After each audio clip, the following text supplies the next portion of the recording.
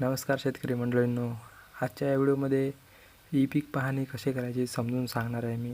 आजकाल खूप लोकांना ई-पीक पाहणी करताना प्रॉब्लेम येत आहेत, अडचणी येत आहेत। त्यामुळे मी विचार केला की आपण व्हिडिओ बनवायला पाहिजे। त्याच एक म्हणून मी हा व्हिडिओ बनवत आहे। यामध्ये सगळी प्रोसेस मी एक चांगल्या सोप्या भाषेत आणि इझी मेथडमध्ये समजून सांगितली आहे। तुम्ही व्हिडिओ शेवटपर्यंत बघा, आवडल्यास लाईक करा, शेअर करा आणि तुम्ही जर या चॅनलवर नवीन आला असाल तर प्लीज सबस्क्राईब करा आणि साइडवाल्या बेल आयकनला प्रेस करा, कारण मी अशाच प्रकारे नवीन व्हिडिओ टाकत असतो, ते तुम्ही मिस करणार नाही। तर चला तर मग शेतकरी मंडळींनो, तुमचा टाइम जास्त न घेता आपण करूत व्हिडिओला सुरुवात।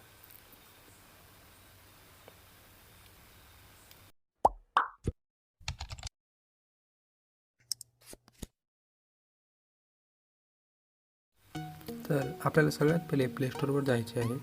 प्ले स्टोरवर गेल्यावर ई-पीक पाहणी नाव सर्च करायचे। अशा प्रकारे तुम्ही बघू शकता, मी सर्च केलेलं आहे। ई-पीक पाहणी सर्च केल्यानंतर तुम्हाला इथे केले एक ॲप, हे ॲप हा लोगो आहे। हा लोगो तुम्ही बरोबर बघून घ्या, आणि तुम्हाला सर्च करताना डाउनलोड करताना प्रॉब्लेम येणार नाही। तर हे ॲप तुम्हाला ओपन करायचं आहे। आता मी डाउनलोड केलेलं आहे, तर मी ओपन करत आहे।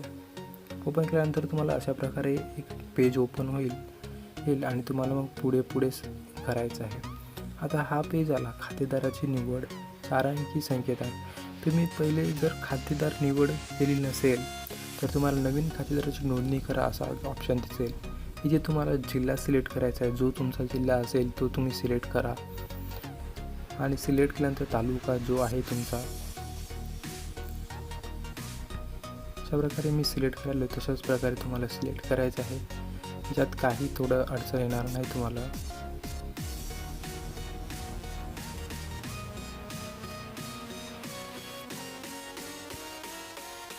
सगळे सिलेक्ट झाल्यानंतर तुम्हाला पुढे जायचं आहे। पुढे यावर बटनावर क्लिक करायचं आहे। मग तुम्ही तुमचं नाव, पहिले नाव किंवा मधले नाव, आडनाव जे सर्च करायचे त्या बटनावर क्लिक करा। आता मी पहिले नाव सोपे जाईल म्हणून पहिले नाव करत आहे। तुम्हाला इथे मराठीमध्ये टायपिंग करायचे आहे।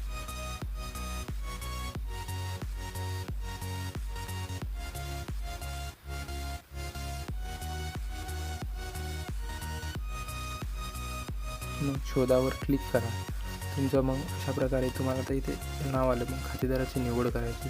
तुमचं जे पण नाव आहे त्या गावामध्ये तिथले येणार तुम्हाला। मग पुढे जायचं आहे।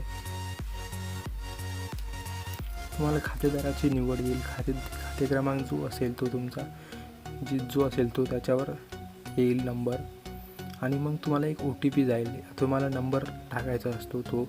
इथे जर OTP पाठवायचा असेल तर तुम्हाला नंबर, आणि जर तुम्ही नंबर ऑलरेडी नसेल तर तुम्हाला मोबाईल नंबर बदलायचा असेल तर तुम्ही बदलू शकता। इथे जर पुढे केला तर तुम्हाला OTP जाईल, आणि OTP गेल्यावर मग तुम्हाला तिथे OTP टाकायचा असतो। ही झाली प्रोसेस नोंदणी अर्ज करण्यासाठी। आता ज्यांनी नोंदणी केलेली आहे त्यांच्यासाठी सांगतो मी। आता समजा ज्यांची ऑलरेडी केलेली आहे, आता माझी ऑलरेडी केलेली आहे मी, तर मी माझं नाव सिलेक्ट करणार, मग इथे संकेतांक टाकणार।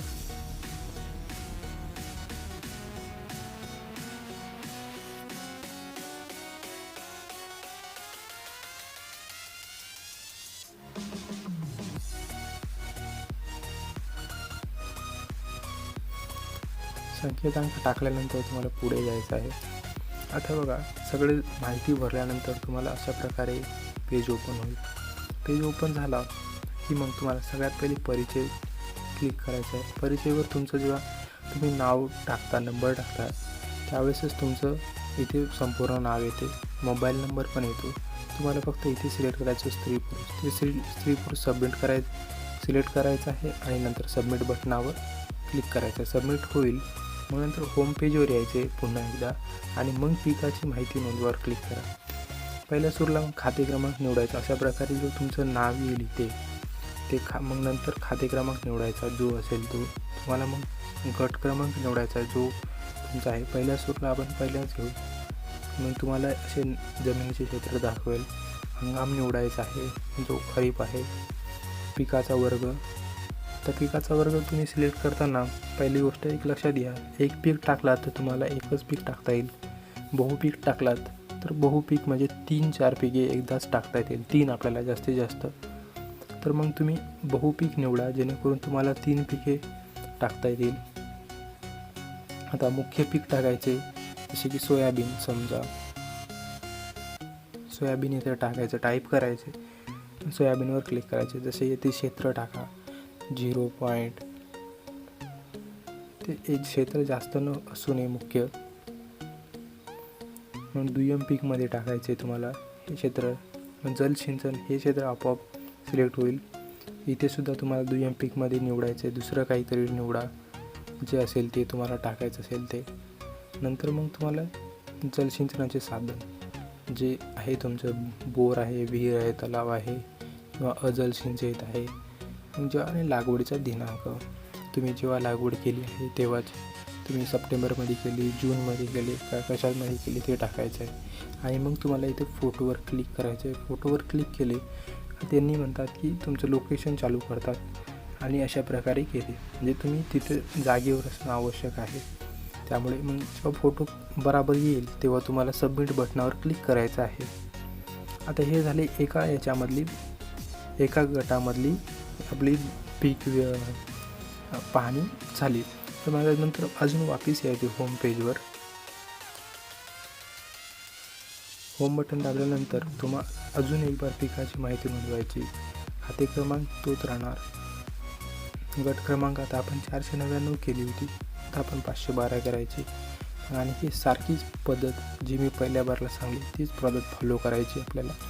लागवडचा दिनांक काय टाकायचा आणि ते नंतर सबमिट करायचं. अशाच प्रकारे 512 नंतर 505 करा. जेवढे आहेत तुमचे तेवढ्या प्रकारचे करायचे आणि तुम्हाला नंतर सबमिट करायचं आहे.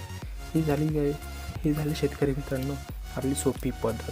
तुम्हाला जर काही अडचण आली तर मला कमेंट बॉक्समध्ये कळवा, मी तुमच्यावर सोल्युशन सांगेल त्यावर. आशा करतो शेतकरी मित्रांनो आपल्याला व्हिडिओ आवडला असेल. व्हिडिओ आवडल्यास लाईक करा, शेअर करा आणि सबस्क्राईब करायला विसरू नका. मिळूयात पुढच्या व्हिडिओमध्ये. तोपर्यंत बाय आणि स्टे सेफ.